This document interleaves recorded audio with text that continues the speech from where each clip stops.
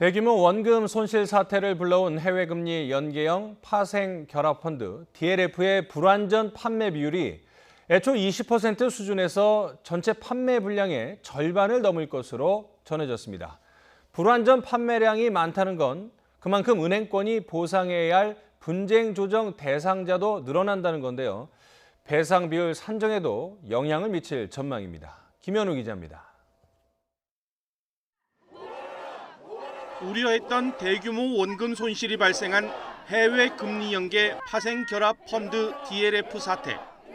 지난달 금융당국의 중간 검사 결과 펀드 설계부터 위험 관리, 판매에 이르기까지 모든 과정에서 총체적 부실이 드러났습니다.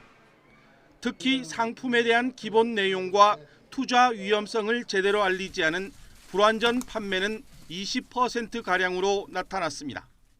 손실 가능성이 거의 없다고 오인할 수 있는 정보들이 제공되었고, 이러한 잘못된 정보를 가지고 있는 영업정 판매 직원은 고객에게 원금 손실이 거의 없는 것으로 오인될 수 있는 부적절한 광고 메시지를 다소 발송한 것으로 확인되었습니다.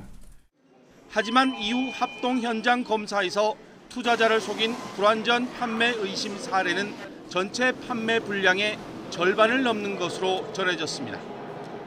중간 검사에서는 DLF의 서류상 하자 여부만 살폈지만 이후 현장 조사에서는 각 은행의 내규 위반 등을 추가로 조사했기 때문입니다.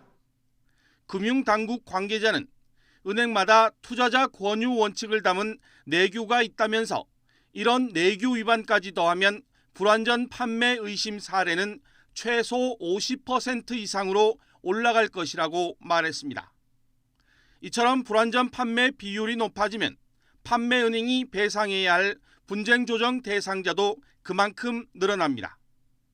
특히 내규를 위반하면서까지 불완전 판매를 했다는 정황이 속속 드러나면서 배상 비율을 정하는 분쟁 조정 과정에도 적지 않은 영향을 끼칠 전망입니다.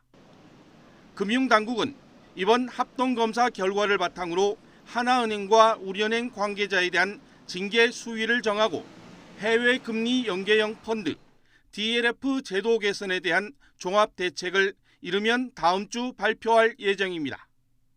YTN 김현우입니다.